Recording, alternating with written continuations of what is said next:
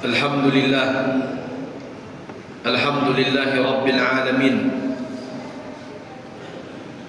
Nahmaduhu wa nasta'inuhu wa nastaghfiruhu wa natubu ilayh wa na'udzu billahi min shururi anfusina wa min sayyiati a'malina. May yahdihillahu fala mudilla lahu wa may yudlil fala hadiya lahu. Ashhadu an la ilaha illallah wahdahu la sharika lahu wa ashhadu anna Muhammadan abduhu wa rasuluh. Allahumma salli ala Muhammad wa ala ali Muhammad kama sallaita ala Ibrahim wa ala ali Ibrahim innaka Hamidum Majid. Wa barik ala Muhammad wa ala ali Muhammad kama barakta ala Ibrahim wa ala ali Ibrahim innaka Hamidum Majid. Ayuhal hadirun, usikum wa iyaya bitaqwallah. Qala Allah Ta'ala fil Qur'anil Karim, a'udzu billahi minasy syaithanir rajim. Ya ayyuhalladzina amanu taqullaha haqqa tuqatih wa la tamutunna illa wa antum muslimun. Wa qala aidan ya ayyuhalladzina amanu taqullaha wal tanzur nafsum ma qaddamat lighad wattaqullaha innallaha khabirun bima ta'malun. Wa qala nabiyyuna sallallahu alaihi wasallam ittaqullaha haitsuma kunta. Wa ba'd, fa in asdaqal hadits kitabullah wa khairal hadi hadi Muhammad sallallahu alaihi wasallam wa syarrul umuri muhdatsatuha wa kullu muhdatsatin bid'ah wa kullu bid'atin dhalalah. Ayuhal hadirun, jamaah salat Jumat yang dimuliakan Allah. Pertama-tama mari kita bersyukur kepada Allah Subhanahu wa taala. Walhamdulillah, hari ini kita diberikan berbagai macam nikmat, sehingga dengan berbagai macam nikmat itu kita bisa hadir di masjid ini dalam rangka menunaikan salat Jumat berjamaah. Hadirin, Allah Subhanahu wa taala mengingatkan, wa in ta'uddu ni'matallahi la tuhsuha. Kalau kalian mencoba untuk menghitung nikmat Allah yang banyak itu, niscaya kalian tidak akan mampu untuk menghitung nikmat Allah yang banyak itu. Makanya Nabi sallallahu alaihi wasallam mengajarkan kepada kita sebuah ajaran, begitu bangun pagi kita bersyukur kepada Allah atas nikmat yang Allah berikan kepada kita, terutama nikmatul haya, nikmat hidup. Alhamdulillahilladzi ahyana ba'dama amatana wa ilaihin nusur. Maha suci Allah, segala puji bagi Allah Subhanahu wa taala yang telah menghidupkan kita ba'dama amatana, sebelumnya mematikan kita, dan kepadanya lah kita akan dikembalikan. Nah, hadirin yang dimuliakan Allah, di hari yang fitri ini khatib berwasiat kepada hadirin sekalian dan kepada diri khatib yang lemah ini agar senantiasa bertakwa kepada Allah dan agar senantiasa merenungi firman Allah Subhanahu wa taala, wa qad rabbuka alla ta'budu illa iyyahu wa bil walidaini ihsana. Hadirin yang dimuliakan Allah, melalui ayat yang baru saja kita bacakan tadi, Allah Subhanahu wa taala memerintahkan kita agar kita menjaga hubungan dengan Allah Subhanahu wa taala dengan berbakti kepada Allah dan menjaga hubungan kepada kedua orang tua dengan cara berbakti kepada kedua orang tua. Berbakti kepada Allah dengan cara beribadah hanya kepada Allah, mentauhidkannya. Dan berbakti kepada kedua orang tua adalah dengan cara berbuat baik, berkata baik kepada keduanya, tidak berbuat buruk, tidak berkata perkataan yang menyinggung hati kedua orang tua. Hadirin yang dimuliakan Allah, diriwayatkan ketika Rasulullah sallallahu alaihi wasallam sedang berwasiat dengan para sahabat, Rasulullah sallallahu alaihi wasallam mengingatkan, ya'tikum rajul. Kata Rasulullah, nanti ada seseorang ini lau aqsam Allahil abarrah. Seseorang ini kalau dia bersumpah atas nama Allah, memohon kepada Allah Subhanahu wa taala, niscaya permohonannya itu akan dipenuhi, akan dikabulkan oleh Allah Subhanahu wa taala. Rasulullah sallallahu alaihi wasallam enggak pernah menceritakan siapa lelaki itu. Cluenya cuma bahwa lelaki itu dari Bani Qaran. Dan hadirin yang dimuliakan Allah, Umar ibn al-Khattab, sahabat Nabi sallallahu alaihi wasallam, ternyata penasaran dengan apa yang disampaikan Nabi Sallallahu Alaihi Wasallam, bahwa nanti akan ada lelaki yang kalau bersumpah atas nama Allah, dia memohon kepada Allah Subhanahu Wa Taala dengan bersumpah, maka permohonannya tersebut akan dikabulkan oleh Allah Subhanahu Wa Taala. Umar bin Khattab selalu bertanya tentang laki-laki tersebut, karena juga Rasulullah Sallallahu Alaihi Wasallam sebutkan namanya Uwais. Sampai pada satu saat, hadirin yang dimuliakan Allah, ada rombongan dari Yaman, dari Bani Murad. Kemudian juga disebutkan Bani Murad ini Bani Qaran. Nah, sekelompok orang dari Yaman ini menunaikan haji. Sampai di Mekah, Umar bin Khattab bertanya kepada kumpulan atau sekelompok orang tersebut, "Hal fikum rajulun Uwais?" Apakah di antara kalian ada laki-laki namanya Uwais? Ternyata hadirin yang dimuliakan Allah, setelah diperiksa enggak ada yang namanya Uwais. Cuma mereka membawa juga seorang laki-laki yang lelaki tersebut ngurus keperluan mereka, kuda-kuda mereka. Begitu dipanggil, ternyata nama laki-laki itu Uwais. Lalu kemudian Umar bin Khattab pernah menceritakan bahwa Rasulullah Sallallahu Alaihi Wasallam pernah menyampaikan bahwa ada laki-laki namanya Uwais. Dia kalau bersumpah memohon kepada Allah Subhanahu Wa Taala la abarrah, pasti apa yang dia sumpahkan atas nama Allah tersebut ketika dia bermohon akan ditunaikan atau akan dipenuhi atau akan diijabahi oleh Allah Subhanahu Wa Taala.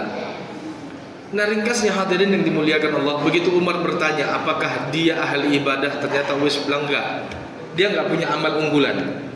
Ketika ditanya apakah dia ahli ilmu, enggak, dia bukan ahli ilmu, bukan ulama. Tapi lahu ummun wa biha barrun. Dia punya ibu dan dia selalu berbakti kepada ibunya itu. Bahkan dalam riwayat disebutkan sangkinkan berbaktinya Uwais pernah menggendong ibunya dari Yaman ke Mekah untuk menunaikan ibadah haji. Itu sangkin dia berbaktinya kepada ibunya.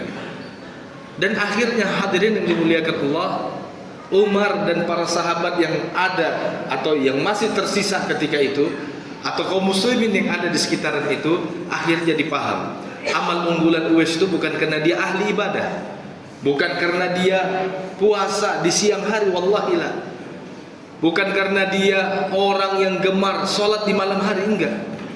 Bukan juga karena dia seorang ulama punya ilmu fikih, punya ilmu tafsir, punya ilmu hadis, enggak. Ternyata amal unggulan Uwais sederhana saja. Dia senantiasa berbakti kepada ibunya.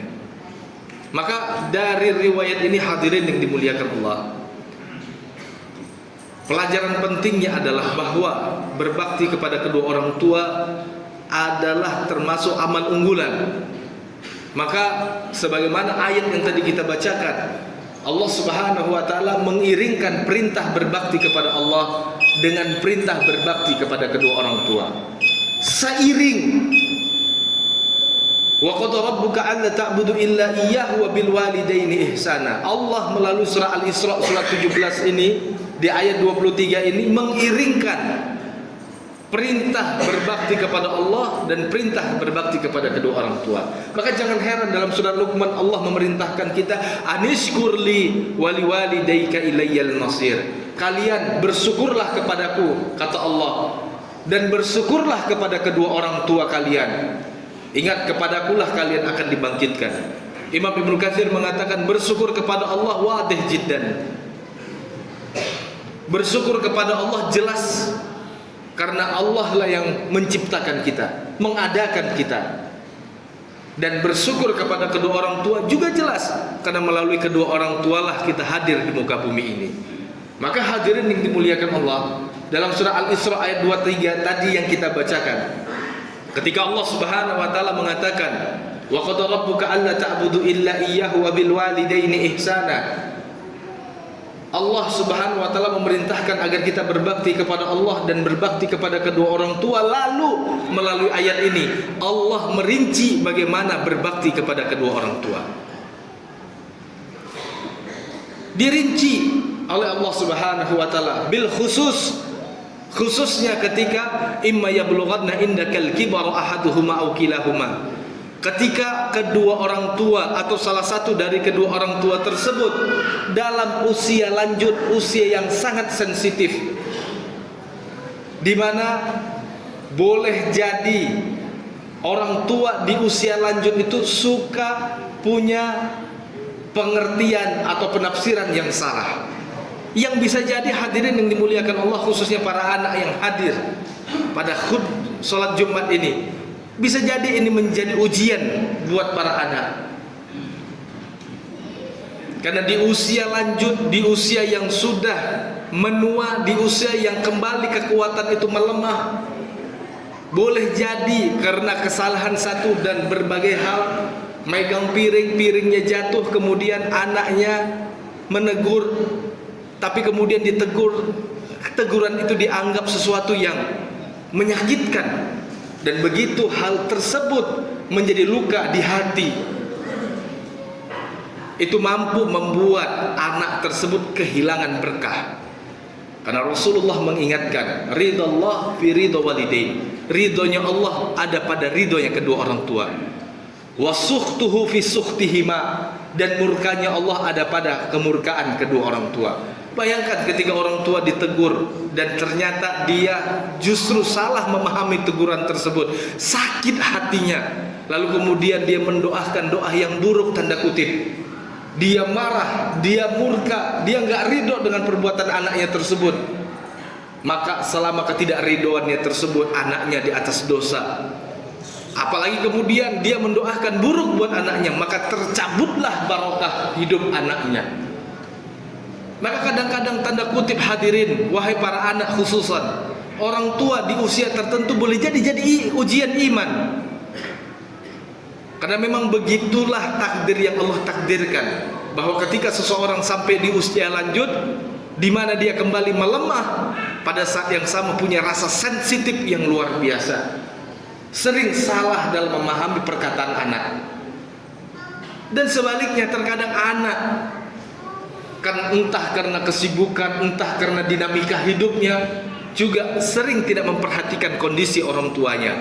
Makanya Allah Subhanahu wa taala ingatkan, imma yablughanna indakal kibaru ahaduhuma aw kilahuma fala taqul lahumā uff wa la tanharhuma wa qul lahumā qawlan karīmā. Adapun ketika kedua orang tuamu dalam usia lanjut, atau salah satu dari keduanya dalam usia lanjut, maka jangan pernah engkau mengatakan uff. Jangan pernah engkau mengatakan perkataan buruk yang sering sekali diterjemahkan dalam tradisi atau adat Indonesia dengan ah. Karena itu dalam tradisi dan adat di Indonesia termasuk bentuk pembangkangan, dan itu bagian dari uf. Dan uf itu hadirin yang dimuliakan Allah adalah adna maratibi qauli sayyi. Uf itu adalah perkataan buruk yang paling rendah, dan tidak mesti termasuk diantaranya meninggikan suara, membentak orang tua, atau menampakkan dengan suara atau bentuk tubuh atau gerakan ketidaksukaan dengan orang tua, dengan mengatakan misalnya kuno. Perkataan-perkataan ini hadirin yang dimuliakan Allah mampu menyeret pelakunya masuk ke dalam neraka Allah Subhanahu wa taala. Maka yang harusnya dilakukan anak adalah berkata baik. Kalau nggak bisa berkata baik, diam, bertengkar misalnya, atau memberikan nasihat kepada kedua orang tua. Ternyata orang tuanya nggak terima, dan kemudian menimbulkan pertengkaran. Nggak bisa disampaikan, diam, pergi. Itulah sebabnya kenapa Nabi SAW mengatakan, "Man kana yu'minu billahi wal yawmil akhir falyaqul khairan aw liyasmut." Yang beriman kepada Allah dan hari akhir, kalau dia tidak bisa mengatakan sesuatu yang baik, maka diam saja. Kalau dia nggak bisa menyampaikan sebuah kebaikan kepada orang tuanya dan ternyata memicu pertengkaran, sudah tinggalkan saja. Jangan kemudian terprovokasi, marah-marahan, bentak-bentakan, pecahkan piring dan segala macam. Dan ingat hadirin yang dimuliakan Allah, dulu Nabi SAW pernah naik mimbar. Tiba-tiba Nabi didatangi Jibril. Hadis ini mustawfidah, hadisnya populer sekali. Jibril mengatakan kepada Muhammad sallallahu alaihi wasallam, "Ya Muhammad, raghima ankum ri'in adraka walidayhi aw ahadahuma, falam yudkhilahu al-jannah. Qul amin. Faqultu amin. Jadi Jibril berkata kepada Muhammad sallallahu alaihi wasallam, "Ya Muhammad, celakalah seseorang yang mendapati kedua orang tuanya atau satu saja dari kedua orang tuanya, namun yang demikian tidak menyebabkan ia masuk ke dalam surga. Aminkan ya Muhammad." Diaminkan oleh Muhammad sallallahu alaihi wasallam kecelakaan bagi anak yang tidak bisa memanfaatkan pertemuan dengan kedua orang tuanya atau salah satu dari kedua orang tuanya untuk bisa masuk ke dalam surga. Karena hadirin yang dimuliakan Allah, sekedar berbakti kepada kedua orang tua mampu menyebabkan anak masuk ke dalam surga. Dan sebaliknya, durhaka kepada kedua orang tua mampu menyebabkan keberkahan hidup hilang dan menyeret anak tersebut masuk ke dalam neraka. Maka dalam khutbah terbatas ini saya berwasiat kepada seluruh ayah khususnya yang hadir pada sholat Jumat ini, wahai para ayah sekalian, mari kita bantu anak kita untuk bisa menjadi anak yang berbakti kepada Allah dan kedua orang tuanya. Bantu mereka agar bisa menjadi anak saleh, sehingga kita bisa bantu mereka masuk ke dalam surga. Jangan celakakan mereka dengan umpatan-umpatan kita. Jangan buat hidup mereka tidak berkah dengan marah dan doa-doa buruk kita. Karena begitu mereka celaka, yang merasa sakit nantinya juga kita. Mana ada ayah semarah-marahnya, begitu anaknya betul-betul celaka dia tidak menangis? Wallahi nggak ada. Marah pada saat itu iya, tapi begitu kita umpat dengan umpatan, patah aja kakimu. Mudah-mudahan kau ditabrak motor. Begitu betul ditabrak motor, begitu betul patah kakinya. Yang rugi ayah juga, yang ngobatin ayah juga, yang nangis ayah juga. Maka bantu anak-anak kita wahai para ayah, dengan kita menjaga lisan, mendoakan kebaikan untuk mereka, mendoakan mereka agar mereka menjadi penyejuk mata kita, agar mereka menjadi anak-anak yang saleh, dan agar kita direzekikan bakti mereka dan mereka masuk surga nantinya dikumpulkan bersama kita-kita. Mudah-mudahan yang sedikit ini bermanfaat. Barakallahu li wa lakum fil Qur'anil Karim wa nafa'ani wa iyyakum minal ayati wa dzikril hakim fastaghfiruhu innahu wal ghafurur rahim.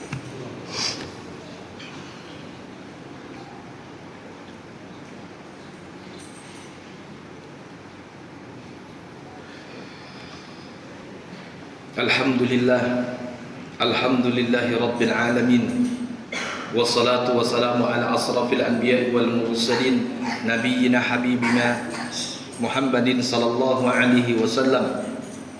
Ashhadu an la ilaha illallah wahdahu la syarika lah, wa ashhadu anna Muhammadan abduhu wa rasuluh. Allahumma salli ala Muhammad wa ala ali Muhammad kama sallaita ala Ibrahim wa ala ali Ibrahim innaka Hamidum Majid. Wa barik ala Muhammad wa ala ali Muhammad kama barakta ala Ibrahim wa ala ali Ibrahim innaka Hamidum Majid. Ayyuhal hadirun, ittaqullah haqqa tuqatih. Wa qala nabiyyuna sallallahu alaihi wasallam, ittaqullah haitsu ma kunta wa adbi sayyi'atal hasanata tamhuha wa khaliqin nas bi khuluqin hasanin. Nabi sallallahu alaihi wasallam mengingatkan kita dengan 3 hal. Bertakwalah kepada Allah. Ini yang pertama. Yang kedua, hadirin yang dimuliakan Allah, Nabi juga mengatakan, wadbi sayyi'atal hasanata tamhuha. Sertailah kejahatan atau kekeliruan atau maksiat yang pernah kita lakukan dengan kebaikan. Niscaya kebaikan tersebut mampu melunturkan, membersihkan kemaksiatan, kesalahan yang kita lakukan. Dan yang terakhir, pergaulilah orang-orang, khususnya orang tua kita, dengan cara yang baik. 3 hal ini hadirin yang dimuliakan Allah, di momen fitri ini mudah-mudahan betul-betul dapat direnungi dengan baik.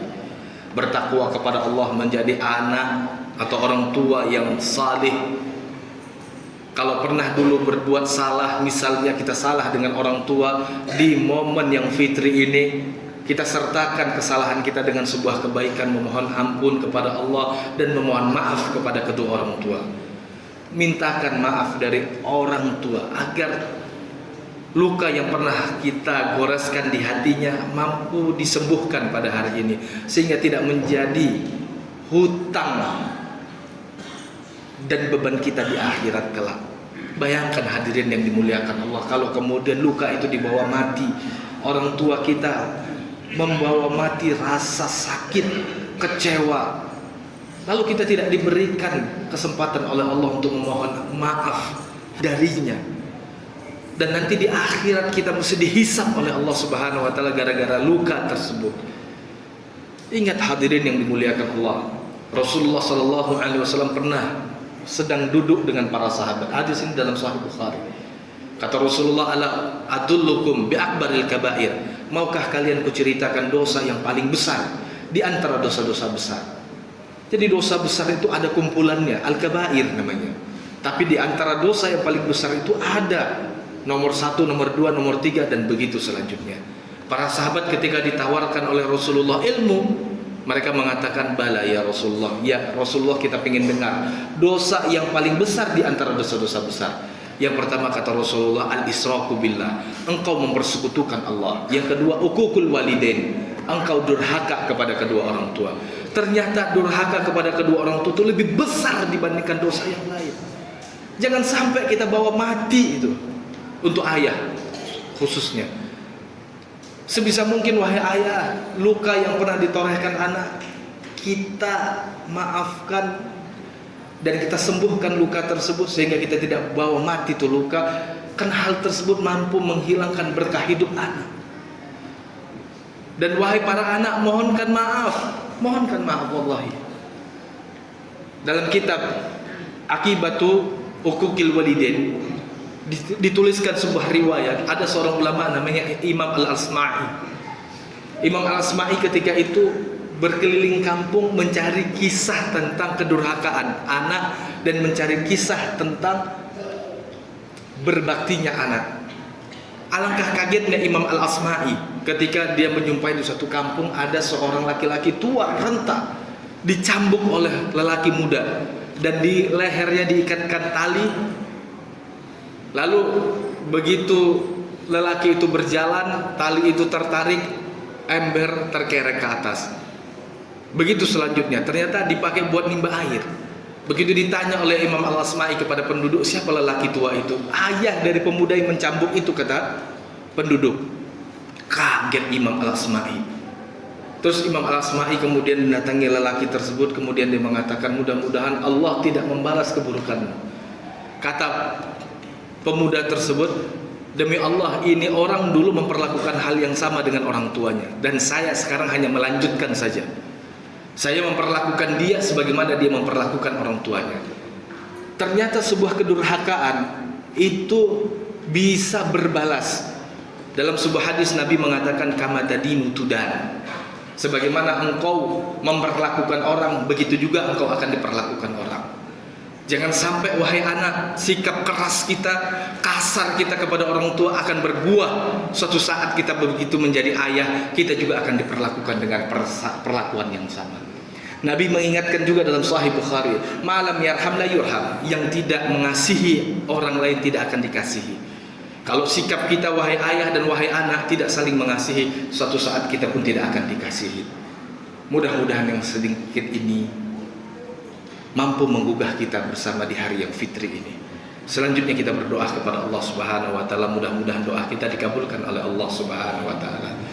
Bismillahirrahmanirrahim. Alhamdulillahirabbil alamin. Hamdan na'imin hamdan syakirin.